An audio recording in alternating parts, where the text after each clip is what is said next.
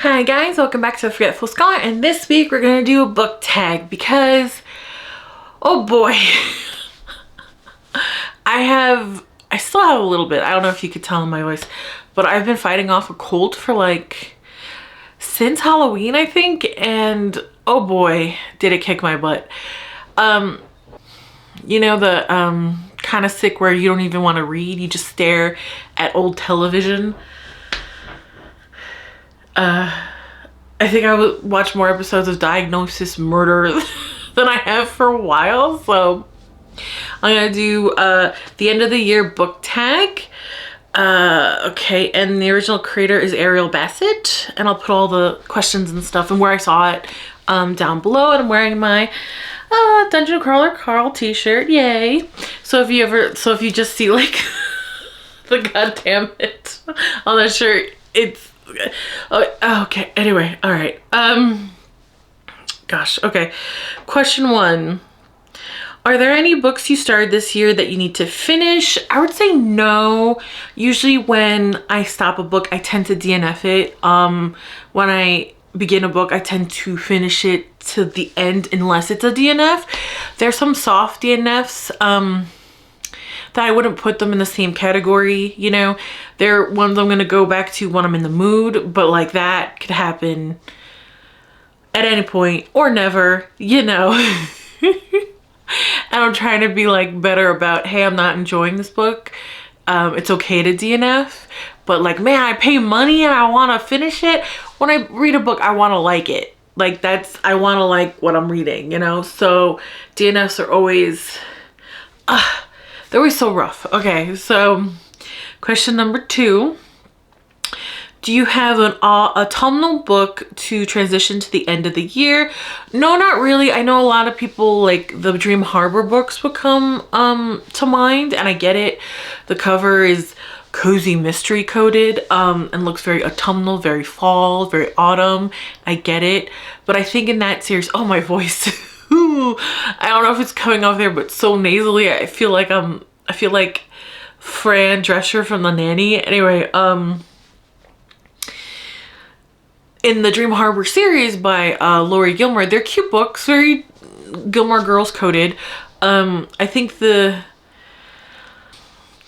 Christmas tree one, which is like the 3rd one, I think that was the only one. Okay, so in these books, the season seems very set piece. Like it doesn't really affect anything that's happening in the book, except for the 3rd one where she is trying to get a Christmas tree farm up and running. So it's, you know, Christmas is kind of important for that. But other than that, they just don't have any impact on the story. Not like, and I love this series, The Witches of Thistle Grove. Every book is like a different season or a different celebration for the town that coincides, like I think they coincide pagan holidays anyway, and those events only can happen on that specific time because reasons in the 5th book explains it. But so for those, the town seasonal celebrations are important for the overarching plot of what's going on, right? So that's great, right? But the Dream Harbor is just set dressing, right? So not really. I do have the gingerbread cafe one. I think it's like the 5th or 4th or 5th of the Dream Harbor one. I'm want to start that around now because, you know, it's kind of Christmassy. And you guys know I don't like Christmas themed romances, but you know, whatever. The Dream Harbor series is weird because like the first 2 I really liked, and the 3rd one, the first 3 I really liked. The 4th one was really disappointing. They're coming out so fast. So like, I don't know if Laurie Gilmore has them already written before she got published, cool, or she's just pumping these out at like an incredibly fast pace. But the 4th one felt really rushed. So, I mean, personally, I don't mind waiting like a year for a really good book instead of forcing the authors to like quick, and then getting a subpar book in 3 months. You know what I mean? I mean, that's just me. Hot take, I guess. What was I talking about? Oh, yeah. Okay, question number 3. Is there a new release you're still waiting for? Well, you know, I don't really, right? Because like I go to my local bookstore, which is like a thrift consignment, and they have new releases, or I go to the dreaded Barnes and Nobles and I look what's up. So I actually looked up maybe some books I might be interested just for this question. I'm kind of happy I did because I found 3 that sound really interesting. The first one is Death by Brisket, A las Chicas de Carne, Mystery Book 1 by Leah R. Carter. This sounds really, I'm like, oh, okay. I'm kind of, because cozy mystery, right? You guys know I love cozy mystery, love romance, historical romance primarily. Couldn't find a historical romance that's coming out in the next couple months or even next year that I'm particularly interested in, which kind of sucks. It feels like historical romances are going by the wayside, which is crazy to me considering how popular the Bridgerton show is, you know? And since those are historical romances, that's insane to me. So that stinks, right? But that one sounded interesting. First, the title kind of hooked me. I think the cover's kind of plain, but the premise, sorry, just had a cough of a lung. But the premise sounded so interesting to me. And then there is Not a Very Noel Murder, a Noel Detective Mystery by Ellie Alexander. Oh, you know what? You know, I don't like holiday themed books, but this is like an elderly, you know, what was it called? Not a pirate detective, but like an amateur sleuth, like an unexpected detective. She's an elderly woman. I love that shit. Of course I'm gonna give it a try, you know? And I saw a lot of cozy mysteries that are coming out, like the 44th in a series, and I'm like, damn, I should get in on this series. It seems like people really love it. So I did find some that I want to try, like the first book of a new release that is just coming out, but that's a different journey. That's a whole different journey. And then this one, the last one, I'm like on the fence. It's called Fallen Gods by Rachel Van Dyken. And the thing is, it sounded like when I first read the synopsis, the old gods aren't dead, they're just sleeping and they're put into mortal bodies. I was like, ooh, ooh, ooh. So that paragraph got me. And then the next paragraph, it kind of feels like it's going into a little bit of YA. And the thing is, nothing wrong with that. I read YA. YA can have some really phenomenal stories. You know what I mean? That's not the issue. But like, oh, I hope it's not going to be like the Vampire Academy and how disappointing that was. You know, like, I'm just really hoping it's not going to devolve into nonsense. Because this book feels like it could be really phenomenal or really shit. And I'm so curious. Like, I really hope it's good. Because, like, the whole thing about God's souls being in mortal bodies, ooh, you got me. And, like, her father's the worst. And she, I'm assuming it's a she. It didn't give a pronoun in the beginning. So I probably shouldn't assume because it could be a gay romance. I don't know. But, you know, the main character, she was raised by the worst. And I'm like, well, what? I wonder if they're going to tell us what God they have. And it seems more Norse based because there's a fight in her school, which I was like, oh no, it's going into a high school. Oh no, this could be really bad or really great. Oh no. And like enemies to lovers, which I love. And he's like the rival heir and they're fighting over Mjolnir. There's just Thor's hammer. So I'm like, oh, you got me. Please don't let me down. It's one of those things. Cause like the synopsis for Zodiac Academy and Vampire Academy, like I was interested, and then this is before I had the channel or whatever. I read the first books and I hated them. So I feel like this is kind of, they weren't for me, right? And I feel like this could be like phenomenal or yikes, but I'm hoping for, I always hope for phenomenal. But like that sounds really cool, right? Just like, and I like Norse mythology being brought in because most of the time, you know, it's Roman or Greek mythology that is at the forefront, which I get it, you know. So it's kind of fun when it's a little a little different pantheon being used, you know. Okay, number 4. What are 3 books you want to read before the end of the year? Okay, so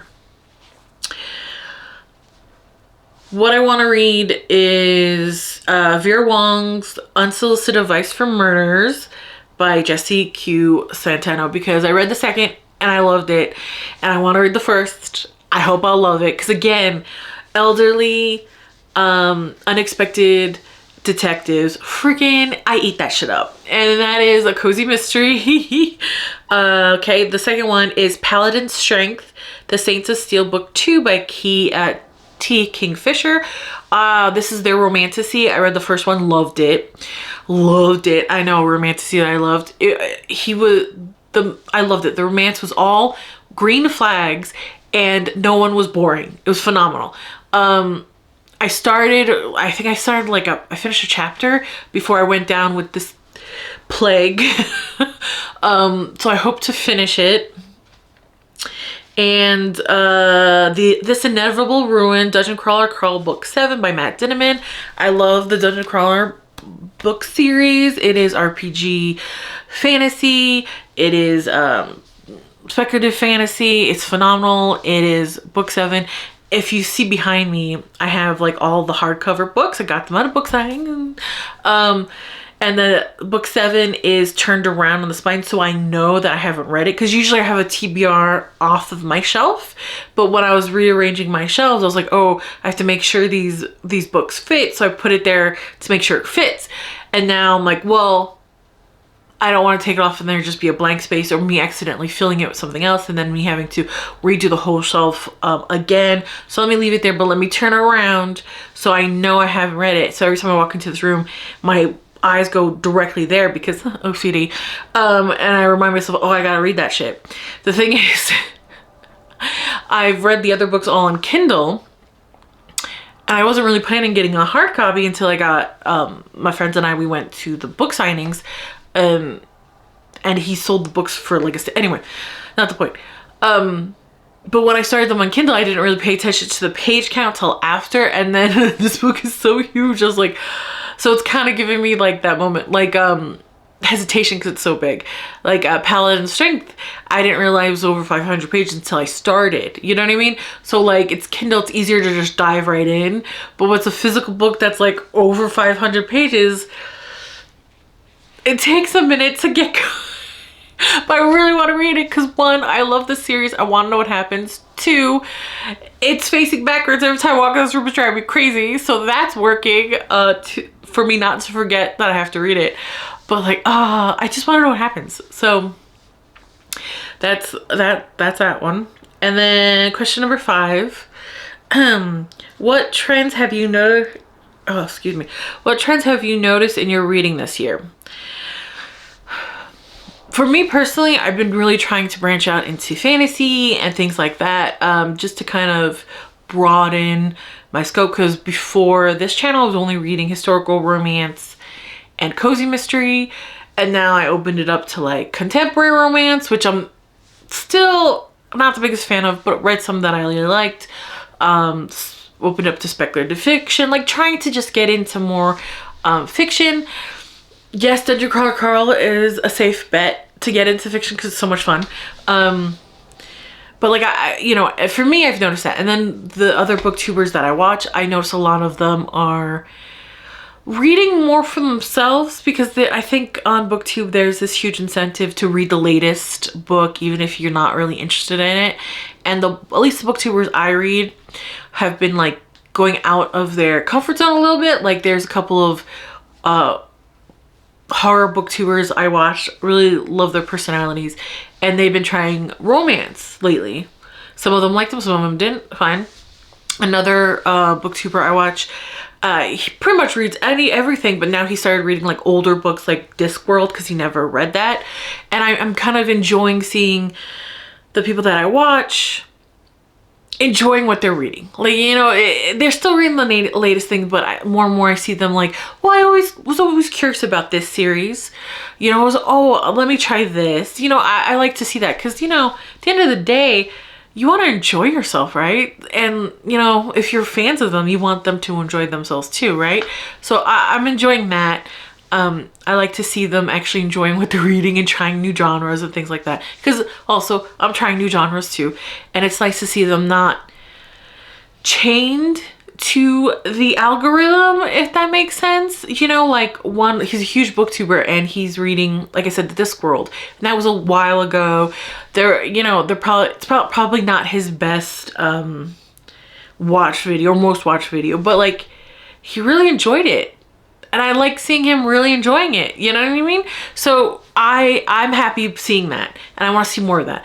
I don't give two about the latest books. You know, I just read what I want to read, and I like to see other people doing that. You know what I mean? Thank you for coming to my TED Talk. All right. Question 6. How do you feel about your reading goals? Anything you want to change, adjust, or abandon? So this, like for Halloween, I tried to do like, okay, I'm going to read this book, these books this week, this book this week, you know, so I would read Frankenstein for the Halloween episode, you know. It sent me spiraling into such a reading slump that I was like really sad for a couple of months. Like it really like knocked me for a loop. And I realized that doesn't work for me as like a mood reader. It doesn't work for me. So I'm going back to like, okay, I have like off my TBR, physical or digital. I'm like, okay, so these 10 books I want to read this month, at least get a good chunk of them gone this month, and I'll pick from them, you know, like that group of books. And I'll read what I want to read that week from that group of books, right? And then once that's taken care, like once those 10 books are done, grab another 10 books from my TBR, see which ones I want to read from that. You know, like to kind of wheedle the TBR down, but also gives me enough flexibility that I don't go spiraling into a reading slump. So it's not so much adjusting or changing. It's more like going back to tried and true method that helped me out before. And it's bad when like I go to bookstore, I'm like, ooh, I want to read that, and then that goes on top of that pile of 10 books, you know? That's how that works. So I'm gonna go back to it. All right, question 7. Have you already started making reading plans for next year? Again, I don't want to do the spiraling to a book slump. I like reading. It's one of the few stress relievers I could still do with my chronic condition. I can no longer run for an hour, you know, and I got up to the point, because like at one point I couldn't draw for more than 15 minutes without, you know, my hands started shaking stuff. So I worked on that, and I got to the point where I could go 2 hours, which is great, but it still takes a toll on my hands and everything like that, because living with a chronic illness friggin' sucks. But reading, you know what I mean? It's such a great stress relief, and it's one I could still do. I could do anywhere, you know. I remember when I was, where was I? No, I was getting my blood drawn. That's it. I was getting my blood drawn, and I have to do it every 6 months, to make sure the medication isn't killing my organs. Anyway, and there was a big ruckus, like, I was waiting 3 hours at one place. I had to go to a separate place and wait 3 hours there. And, but I was okay because I had my Kindle, you know what I mean? So I'm like, no, have book, we'll wait. It's fine. So, you know, having reading as a hobby and a stress relief is phenomenal. But when I get into a book slump, it's so bad. I get so stressed out, and the more stressed I get, the worse my symptoms of my chronic illness have been. So it's like this weird freaking balancing act. So like, I'm not going to do what I did for Halloween, because that really sent me into a huge reading slump, which is ridiculous, because it's like I kind of already do plan out, because like I said, I have that pile of choices. But for the Halloween, I'm like, okay, these are the books I'm going to read. This one, you know, I was so absolute about it, and for some reason that just, oh, I hate this reading slump, you know what I mean? So like, that's insane. Like, why is my brain wired that way? I couldn't tell you, but here we are. We gotta work with what we got, right? So No, I'm not gonna, I don't have anything like that. Just like the general pile of things I want. Like the general pile of books I wanna finish for the end of the year. That's still flexible enough that I could do that. I could add other books that catch my eye. I could take, you know what I mean? Like it's flexible enough that I don't feel claustrophobic about it. Again, I don't know why my brain's wired this way. It just is. Okay, I'm gonna go because my throat is killing me. I don't want to, but it's time for me to get back to the real world. Like, comment, and subscribe, and I'll see you later. Bye.